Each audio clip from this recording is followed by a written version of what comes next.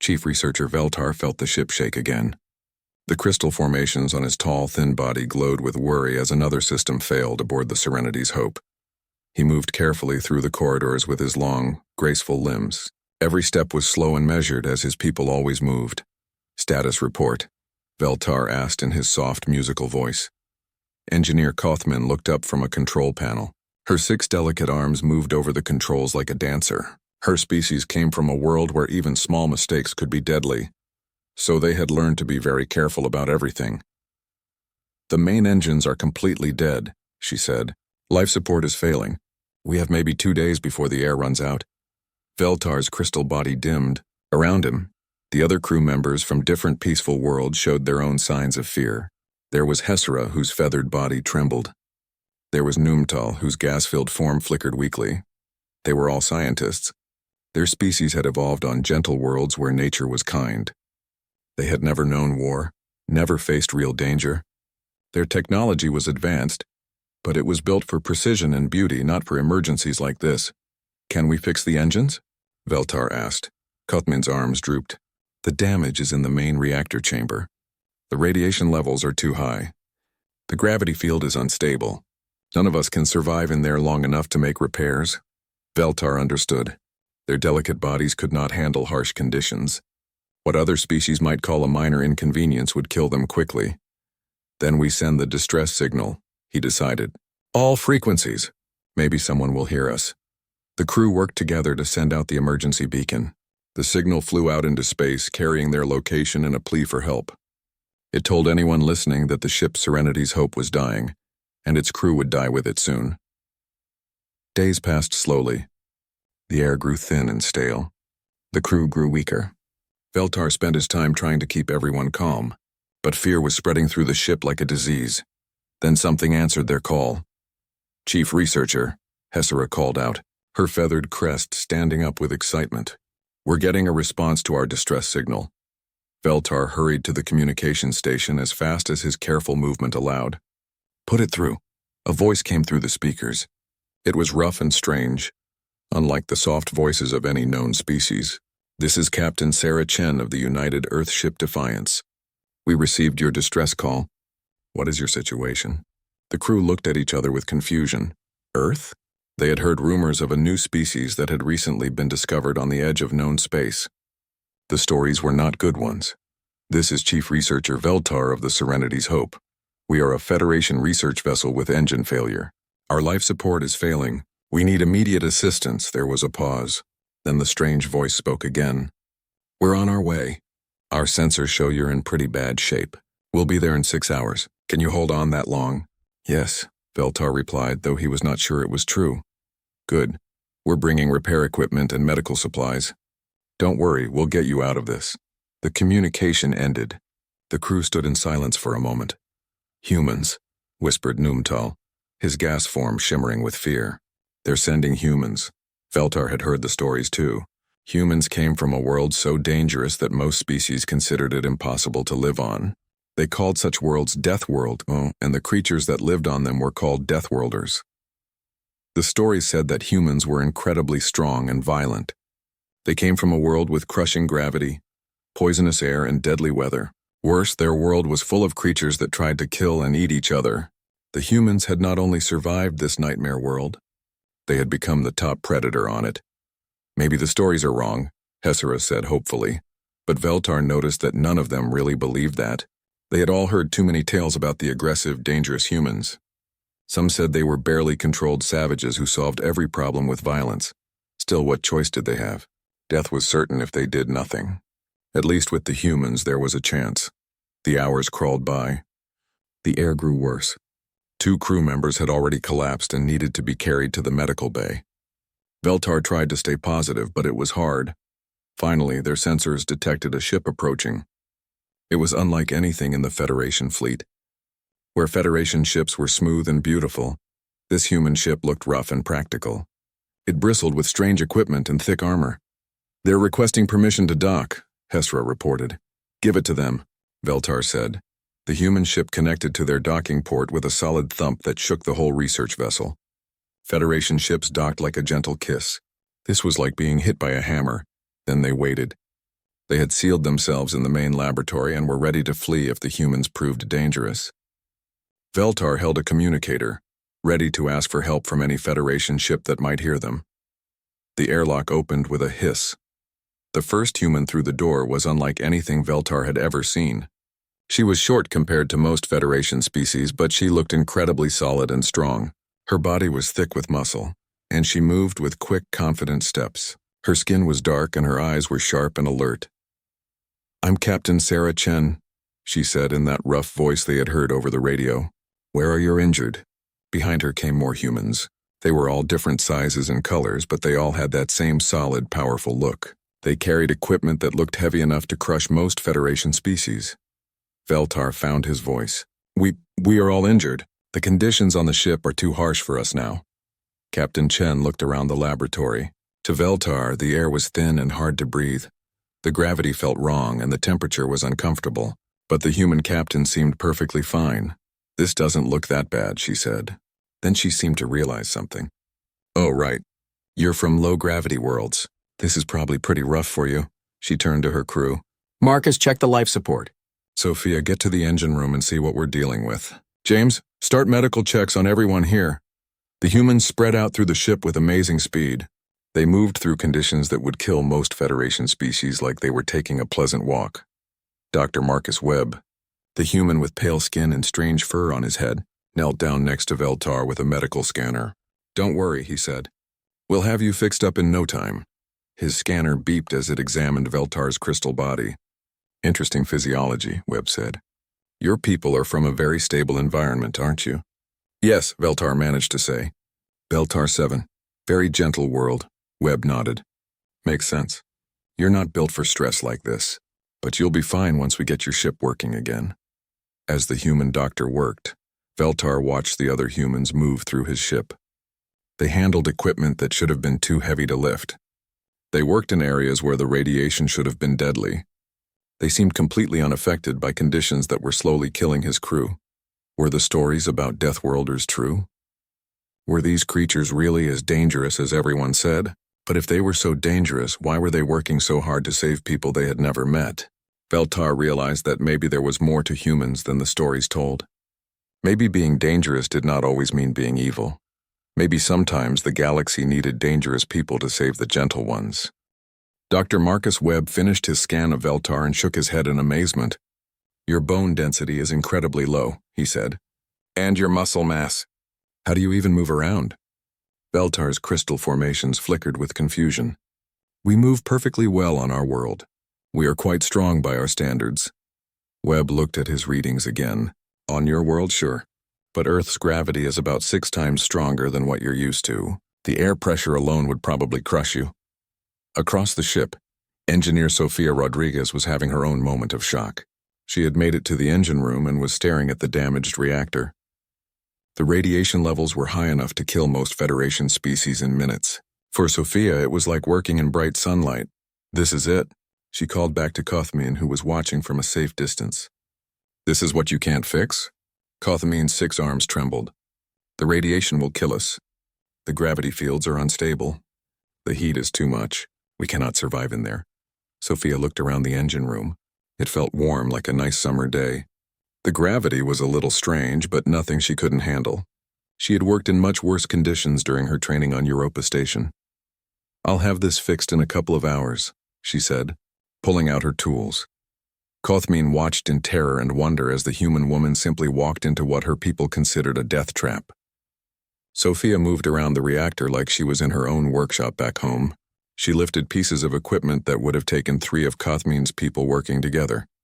Meanwhile, in the medical bay, James Park was treating the alien crew members. He had served as a combat medic in the Mars colonies, where a small injury could mean death in the harsh environment.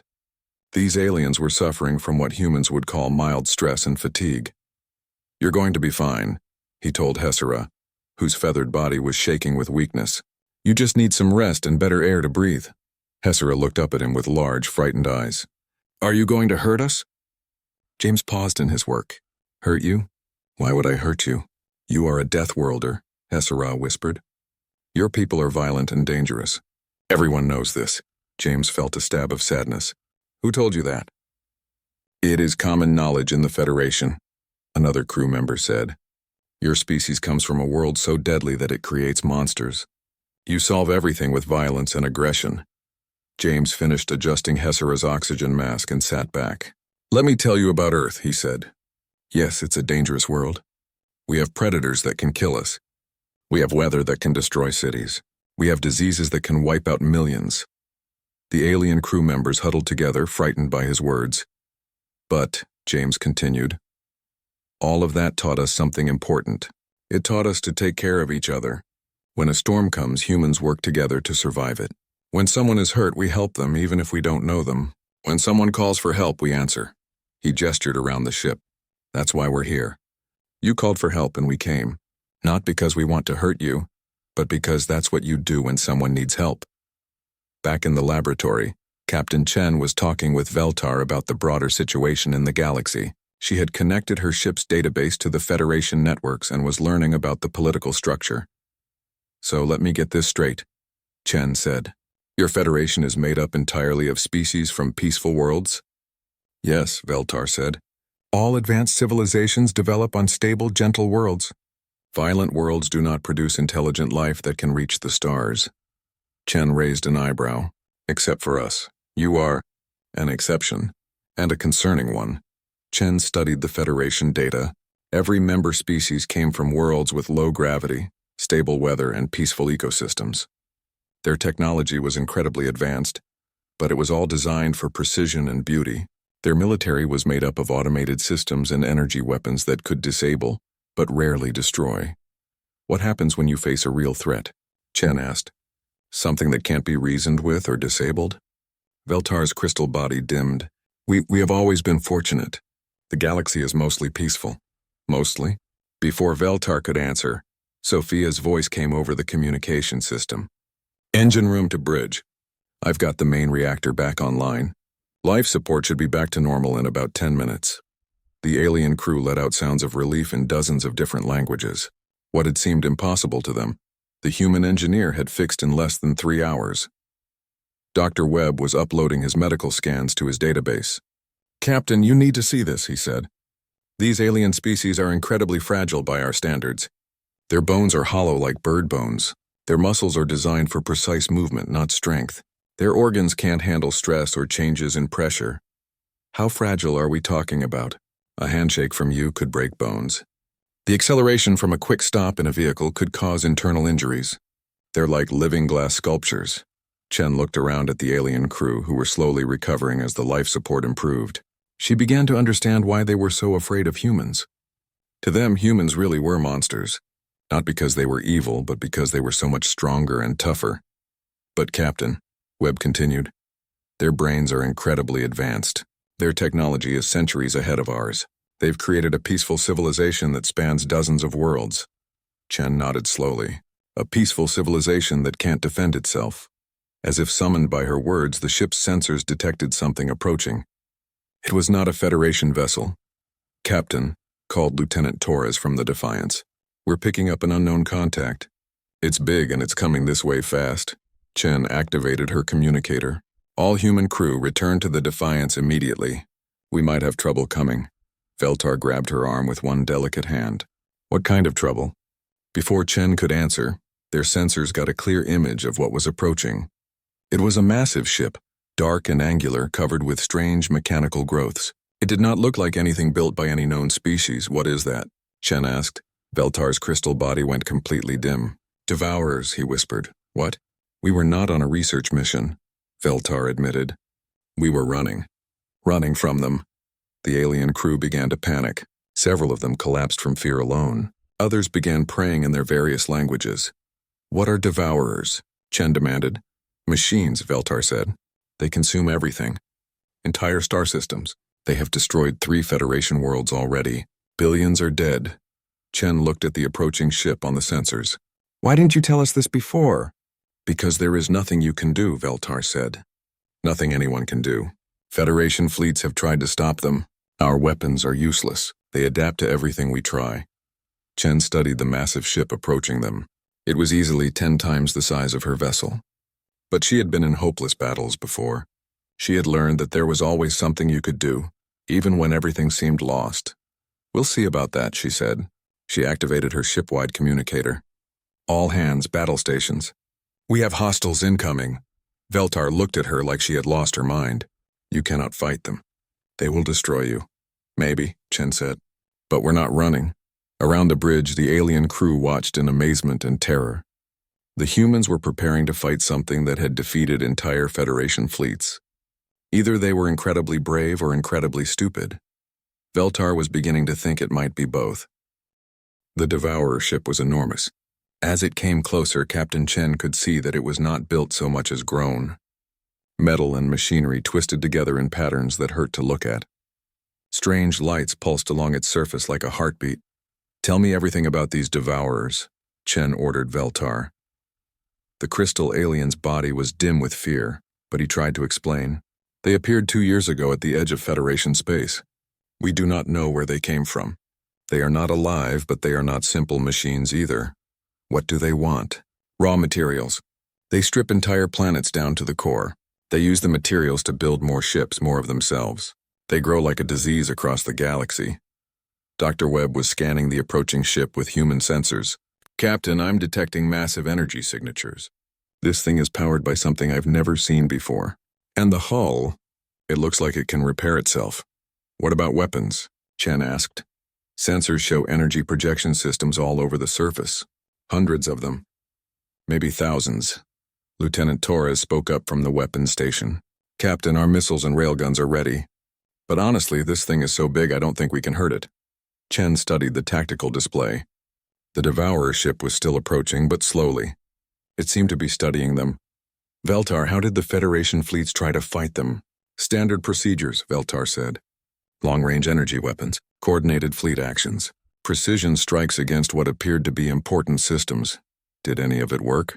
Veltar's crystal formations flickered sadly. "For a few minutes. The Devourers would adapt. They would change their hull configuration to deflect our energy weapons. They would repair damage faster than we could cause it. Within an hour of any battle starting, they were completely immune to our attacks." Chen nodded. "So they learn and adapt to whatever you throw at them. Yes, they are incredibly intelligent. Some of our scientists think they are a form of artificial intelligence that has grown beyond its original programming." On the human ship, the crew was preparing for battle, but this was not like the careful, precise preparations of Federation forces. The humans were loud and energetic. They shouted instructions to each other, made jokes, and moved with quick efficiency. Sofia Rodriguez was in the engine room, pushing the human ship's power systems beyond their normal limits. "Come on, you beautiful machine," she muttered to the engines. "Give me everything you've got." James Park was preparing medical supplies, but he was also loading weapons. In human military doctrine, everyone fought when necessary, even the medics. Dr. Webb was at the science station, but he was also running tactical analysis. Human ships did not have the luxury of specialized crew for every function. Everyone did whatever needed to be done. "Captain," Webb called out, "I think I understand how these things work. They're using some kind of distributed intelligence. The ship itself is thinking, learning, adapting. Can we jam their communications? Stop them from sharing information?" "I don't think they use communications like we do. The whole ship is one big brain." The Devourer ship was getting closer. Suddenly it stopped moving forward and began to change. Parts of its hull shifted and moved. New structures grew from its surface.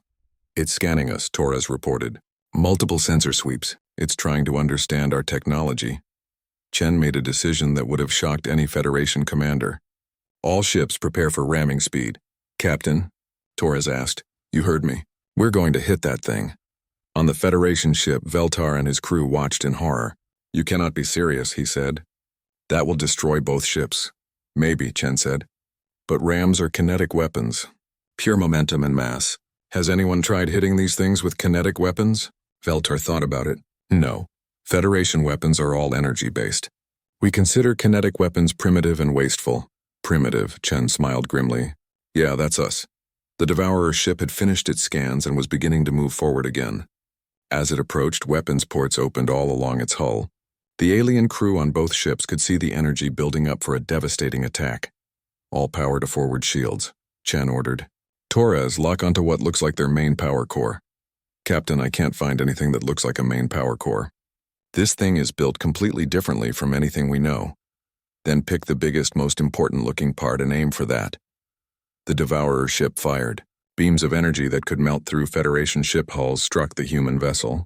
The shields flared and held, but barely. Shields at 60%, Torres reported. We can't take many more hits like that. We won't need to, Chen said.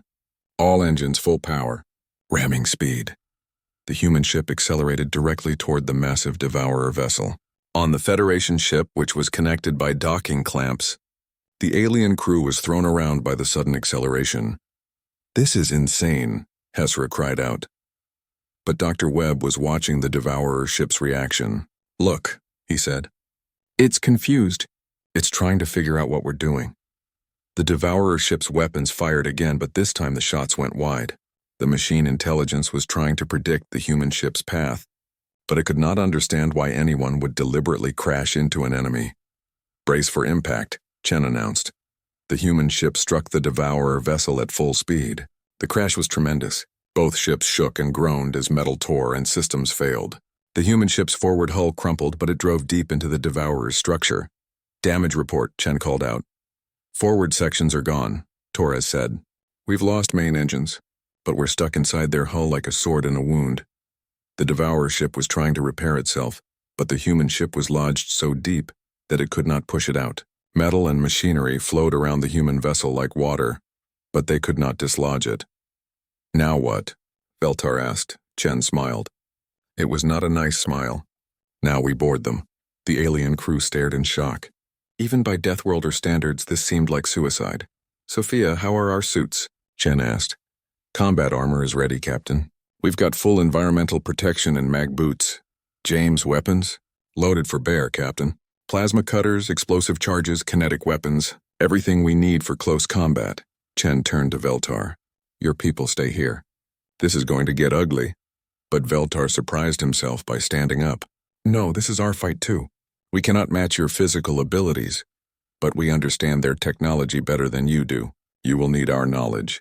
Chen looked at the fragile crystal alien. You'll probably die. Then we die fighting instead of running, Veltar said. Dr. Webb was already working on environmental suits that might keep the aliens alive in the harsh conditions they were about to face. I can modify our backup suits for their physiology, he said. They won't be comfortable, but they should keep them alive. Within minutes, the boarding party was ready. Humans in heavy combat armor, aliens in modified environmental suits that made them look like they were walking in glass bubbles. They cut through the hull of the Devourer ship and entered a nightmare of living machinery. Cables and pipes moved like snakes. Metal surfaces rippled like water. The air was filled with strange sounds and chemical smells. Welcome to the inside of a machine god, Chen said. But as they moved deeper into the ship, they began to understand something important. The Devourer was incredibly advanced, but it thought in predictable patterns. It had adapted to fight energy weapons and coordinated fleets. It had never faced anything like humans before. And Veltar, despite his fear, was beginning to see possibilities that his people had never imagined. Inside the Devourer ship was like being inside a living nightmare. The walls moved and breathed. Mechanical tentacles reached out from the ceiling. Strange lights pulsed in patterns that hurt to look at. The air was thick with chemical smells that would have been poisonous to most Federation species. Captain Chen moved through it all like she was walking through a familiar building. Her heavy combat armor protected her from the hostile environment. Behind her, the rest of the human boarding party followed with the same confident stride. The aliens in their modified environmental suits struggled to keep up. Veltar felt like he was moving through a fever dream. His crystal body wanted to crack under the stress, but he forced himself to continue. The ship is trying to understand us, Dr. Webb said over the communication system. Look at how the walls keep changing. It's adapting to our presence, he was right. As they moved deeper into the ship, the corridors around them shifted and changed. New obstacles appeared. The temperature rose and fell. The gravity fluctuated wildly, but the humans adapted too. When the ceiling dropped low, they crawled. When the floor became slippery, they used magnetic boots. When toxic gas filled the air, they switched to internal oxygen supplies. This thing fights like a computer, Torres said. It's trying different strategies to see what works. That's because it is a computer. Veltar said, his voice shaky through the suit's communication system. A very advanced one, but still a computer. It thinks in patterns and algorithms. Chen stopped at an intersection where 3 corridors met. Each one led deeper into the ship, but they all looked different now. The Devourer was testing them, trying to see which path they would choose. Which way? Torres asked. Chen smiled inside her helmet. All of them. She activated her communicator. All teams split up. Make as much noise and chaos as possible. Don't follow any patterns. Do random stupid things. Confuse this thing. The boarding party split into small groups and scattered through the ship. The humans had trained for urban combat on Earth, where enemies could be hiding anywhere and anything could be a trap. They knew how to operate independently and cause maximum disruption. Sofia Rodriguez found herself in what looked like a power distribution center. Cables as thick as trees carried energy through the ship. Instead of trying to understand the alien technology, she simply started cutting cables with her plasma torch. "This is for my brother on Titan Station," she muttered, as she destroyed another power conduit. The lights in that section of the ship went out. James Park was in an area that looked like a command center. Screens showed information in alien symbols that hurt his eyes to look at. Instead of trying to decode them, he started placing explosive charges on anything that looked important. "Timer set for 5 minutes, he reported. That should give them something to think about. But it was Lieutenant Torres who made the most important discovery. She had found what looked like a manufacturing area where the ship was building new components for itself. Instead of trying to understand how it worked, she simply started throwing wrenches into the machinery, literally. She had brought a bag of metal tools specifically for jamming delicate equipment. "Sometimes the old ways are the best ways," she said as complex alien machinery ground to a halt with chunks of Earth steel stuck in the gears. The Devourer ship was becoming more and more frantic. It had never faced enemies who moved randomly and destroyed things without trying to understand them first. Every time it adapted to one human's tactics, another human was doing something completely different. Meanwhile, Veltar was with Dr. Webb in what appeared to be the ship's central processing core. The alien scientist was using his knowledge of advanced technology to help Webb understand what they were looking at. "This is incredible," Webb said. "It's not just one computer. It's millions of them all working together, like a hive mind made of machines." "Yes," Veltar said. "But look at the patterns. See how they communicate with each other? They use pure logic and mathematical precision. There is no chaos, no randomness." Webb understood immediately. That's their weakness. They can't handle true randomness because they don't understand it. Veltar's crystal body flickered with excitement. "My people have always solved problems through careful analysis and logical thinking. But your people, you embrace chaos. You use it as a weapon." Webb was already connecting his scanner to the alien systems. "Can you help me introduce some random elements into their network?" Veltar hesitated. Everything in his peaceful nature rebelled against the idea of deliberately sabotaging such an advanced system. But then he thought about the billions who had died on the 3 destroyed worlds. "Yes," he said, "I can do that." Working together, the human doctor and the alien scientist began to inject chaos into the Devourer's processing network. Random data, impossible equations, paradoxes that had no solution. The ship's intelligence began to slow down as it tried to process information that made no sense. Across the ship, the other humans were having similar success. Sophia's random destruction of power systems caused cascading failures throughout the vessel. James's explosives went off in a pattern that followed no military logic, confusing the ship's defensive systems. Torres had moved on from jamming machinery to something even more effective. She was rewiring control systems to do the opposite of what they were supposed to do.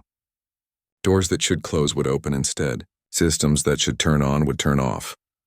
"This is actually kind of fun," she reported over the communication system. But the Devourer was not helpless. As it realized that the human tactics were working, it began to fight back more desperately. The ship's interior became a nightmare of moving walls, swinging mechanical arms, and sudden changes in gravity and atmosphere. One of the human boarding party members, Corman Davis, was caught by a mechanical tentacle and lifted toward what looked like a crushing mechanism. But instead of panicking, he activated a thermite grenade and jammed it into the tentacle's joint. "See, you in hell?" he said cheerfully, as the explosion freed him and destroyed part of the ship's internal structure, the Devourer's intelligence. was beginning to fragment under the assault of random, chaotic tactics. Parts of the ship were working against other parts. Systems designed to repair damage were instead causing more damage because their control signals had been scrambled. But the ship had one last, desperate strategy. It began to self-destruct, planning to take the human borders with it. "Captain," Webb called over the communication system, "the ship is building up for a massive explosion. We have maybe 10 minutes before this whole thing goes up." Chen's voice came back calm and steady. "All teams, extraction point Alpha. Move with purpose." But Veltar had an idea. "Wait," he said. "We do not have to just escape. We can take their technology with us." "What do you mean?" "The ship's memory cores. They contain the knowledge of how the Devourers work, how they think, how they can be defeated. If we can get that information back to the Federation," Chen understood immediately, "we can teach everyone else how to fight them." "Yes, but the memory cores are in the most heavily defended part of the ship." Chen's grin was visible even through her helmet's face shield. "Lady, you're talking to people who just boarded a ship by crashing into it. Heavily defended doesn't scare us." The final assault on the Devourer's core systems was like something out of an ancient Earth legend. Humans in heavy armor charging through impossible dangers to seize a prize that could save their people. And beside them, a crystal alien scientist who had learned that sometimes the gentle must become fierce to survive. When they finally fought their way back to their ships with the stolen data, the Devourer exploded behind them in a brilliant flash of light. But for the first time since the machines had appeared, someone had defeated them. And word of that victory was about to spread throughout the galaxy. 3 months after the battle with the first Devourer ship, the galaxy had changed. The data that Veltar and Dr. Webb had stolen from the machine intelligence had spread throughout Federation space like wildfire.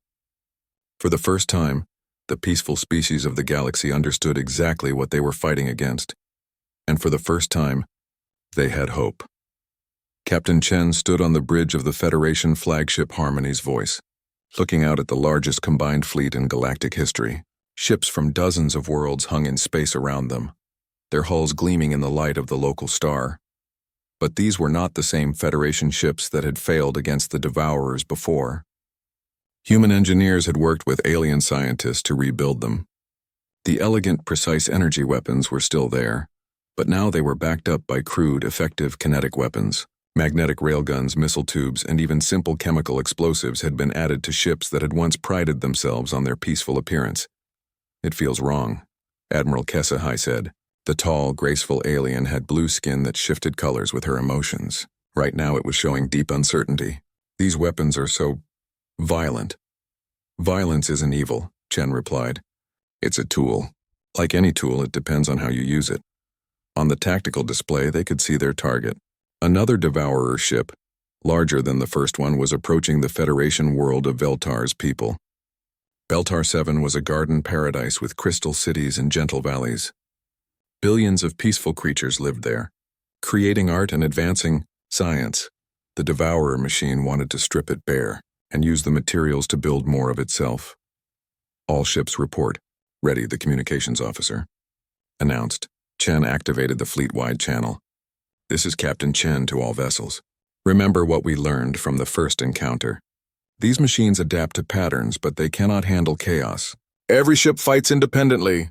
No coordinated tactics. Make it up as you go along and change your mind often." Across the fleet, dozens of different species prepared for battle in ways their ancestors never could have imagined. The careful, logical Federation military doctrine had been replaced by human-style improvisation and aggression. On the bridge of the research vessel, Serenity's Hope, Veltar watched the approaching battle with emotions he had never felt before. His crystal body glowed with determination rather than fear. Beside him, his crew members were equally transformed. Kothmian had volunteered to operate one of the new kinetic weapon systems. Her 6 delicate arms were perfect for controlling multiple targeting systems at once. "I never thought I would be a warrior," she said. "You're not a warrior," Veltar replied. "You're a protector. There's a difference." The Devourer ship was massive, even larger than the first one they had encountered. As it came closer, it began to change and adapt, just as the stolen data had predicted.